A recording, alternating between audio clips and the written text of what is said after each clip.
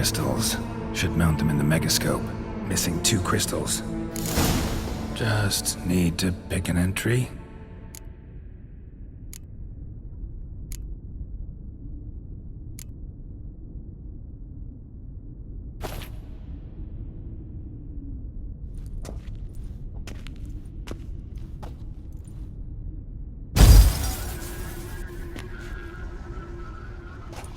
The 18th of Yule, year 1102.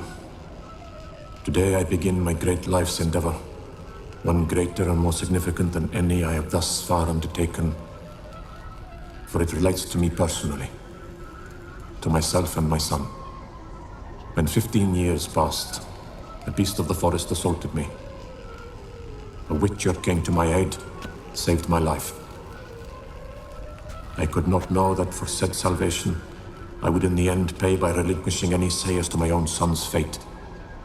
Had I the skill to turn back time, I would have done so, and perished rather than surrender to the Witchers my only son.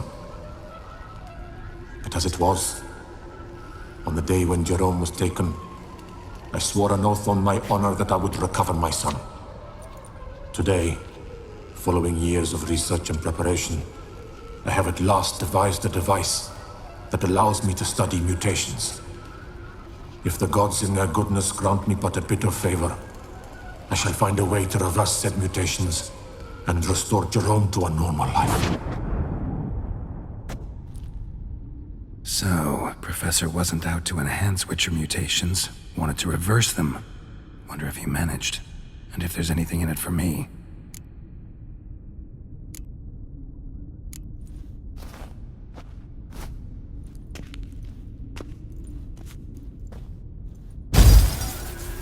Observation 22. Despite applying a surfeit of toxic substances, significantly more than usual, the subject displayed no symptoms of overdosing. I believe this to be an effect of the mutations. Thus, a minor success. This mutation should allow Jerome better to tolerate toxicity.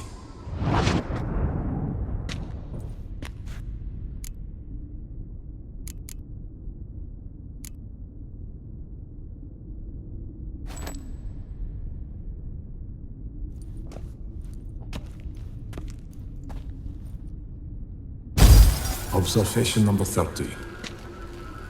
The mutations do not set in at once. Curiously, they do not develop over a span of time. Rather, for a mutation to progress towards completion, the appropriate mutagen must be applied continuously. The subject does not bear this well, but I found a way to make the mutations less taxing, invasive. To the mutagen base, I add the albumin of a mutated giant centipede egg. Stored in a glass terrarium, the eggs do not develop, remain small. The eggs themselves are a sight to behold.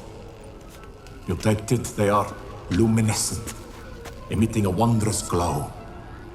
I can only hope my addition of the albumin will produce no significant side effects. Time will tell.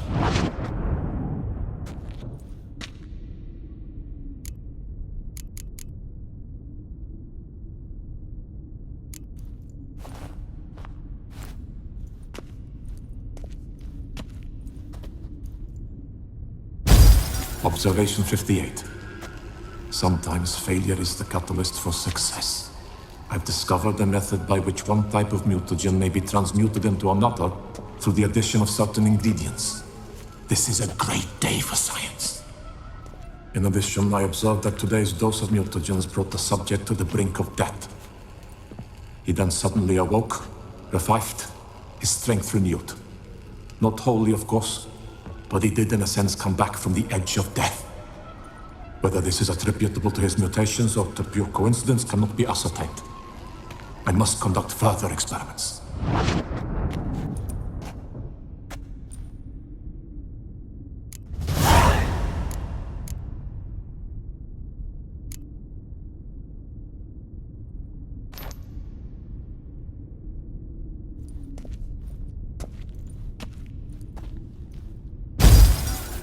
Years of experiments, research, sacrifice, All for naught. I have failed to achieve my defined objective. Each mutation I applied to my subjects proved ineffective when applied to Jerome. What I meant to cure him of his witcherism, that which I meant to restore to him a normal life, only deepened his mutations, further augmented his speed and strength, rendered him yet more inhuman. It seems my son must remain a witcher forever. I have failed. The time has come to abandon this place. Return home to Lydia. She may yet deign to take me back. The contraption and mutagens I leave here, let them wither and crumble, as did my dreams of regaining my son.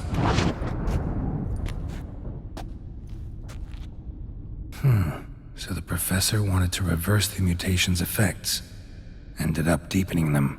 Stroke of luck for me. Could profit from his failure. So, Professor tried to neutralize the effects of Witcher mutations. Only managed to enhance them, though. Used the albumins of giant centipede eggs as his mutagen base. Need to go on an egg hunt.